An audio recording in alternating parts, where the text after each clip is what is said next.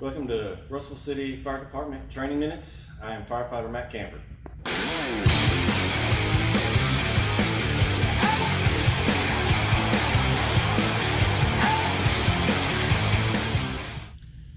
Firefighter Matt Camper here, Russellville City Fire Department. Today we're going to be talking about our structural firefighting gear, also called turnout gear, bunker gear, PPE. It was invented by the founder of Globe, who is one of the main manufacturers of structural firefighting gear. The NFPA standards for your gear, specifically structural firefighting gear, are 1851 and 1971. Your gear is good for 10 years. After that, it's got to be taken out of service regardless of how much it has or hasn't been used. So we'll start with the coat and pants. Main parts of it cover the majority of your body.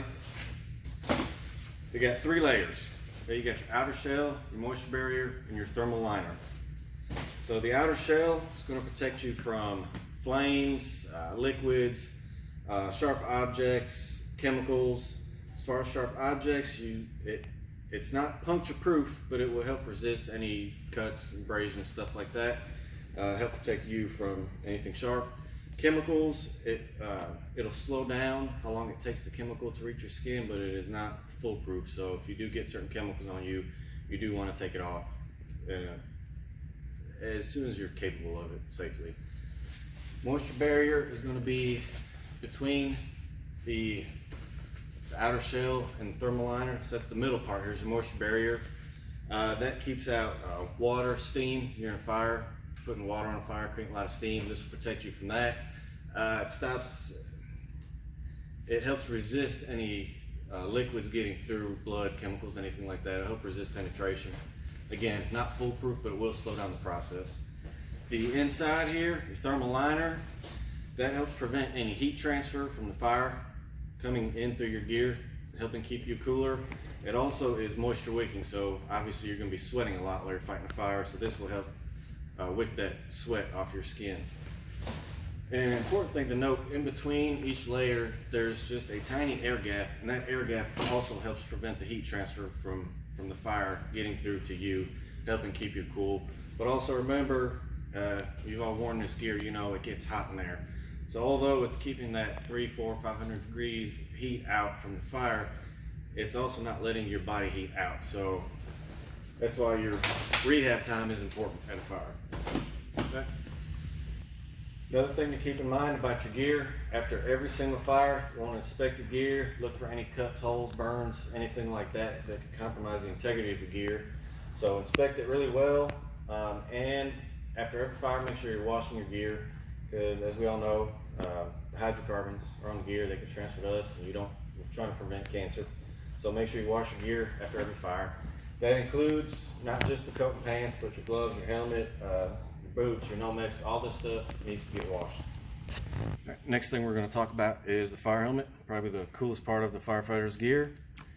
The shape of the helmet has a purpose, and that shape was invented by Henry T. Gratacap in somewhere around the 1820s, 1830s. The shape of it is made to shed water and embers, keep anything from going down the back of your coat. That's why it's got the big bill back here. Okay. And if you can see the suspension system in here, get in there, so that sits on your head, and there's space between the actual helmet and that suspension system. If anything falls from overhead, it gives you some cushion so you're not taking that direct blow to your head and neck. So helps with the overhead impacts. And these tetrahedrons are, not only are they bright yellow, they're reflective, so it helps with visibility in low visibility environments. And every firefighter's pride and joy, their shield. The shield was invented by the Carnes brothers out of New York for quick identification of a firefighter. It's got your number, department, name. Different departments do it different ways, so this is ours here. And of course we've got the ever important boots. So these fire boots are made obviously to be waterproof. It's one of the important factors of it. Also, they're supposed to be non-conductive. So some boots are, the older ones are made of rubber, more modern ones are made of leather, both non-conductive materials. Every boot is supposed to have some kind of composite or steel toe to prevent any crush injuries of the toes there. And they are supposed to be resistant to melting, slipping, punctures, and cuts. So you obviously don't want them to melt or in high heat, so they got to be melt resistant, slip resistant. You can see the treads down here. Puncture resistant, there is a plate on the insole here that prevents anything from puncturing through. Helps prevent anyways, resist puncturing. And it's supposed to be cut resistant, so pretty thick material here. Another important factor of these boots is the heel. Per NFPA, they have to have a heel so that when you're climbing up a ladder, your foot won't slip through the rungs. Right, this is going to be your Nomex hood. So the purpose of this goes over your head, covers any exposed areas. Once you have your mask, helmet, and coat on, this will cover what's left, so basically the ears and parts of the neck. The Nomex is flame resistant, not fireproof, but flame resistant. And even with this on, you still want the flaps on your helmet down. And some people like to put this over the lens of their SCBA mask. You really want it around the lip of the SCBA mask. It fits pretty good right there, and it doesn't inhibit any of your line of sight, any of your vision. All right, here we've got your gloves. Fire gloves are very specific. They're obviously to protect your hand.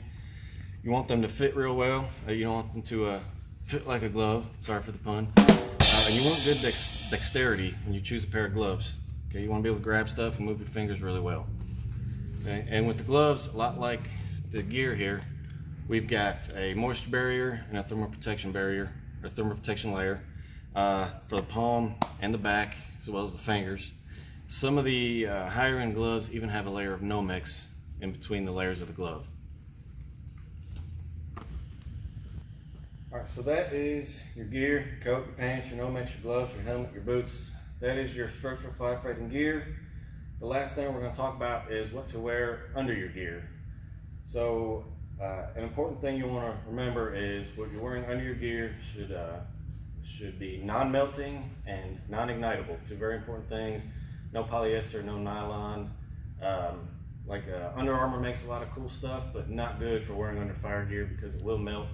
If there is a catastrophic failure of your gear, the heat can melt your clothing that's under your gear. And NFPA does have a standard for uniforms, for station uniforms, that is NFPA 1975. Our uniforms that we wear at the station do have to be flame resistant. And that's all we've got for today. Appreciate you hanging out with us talking about gear.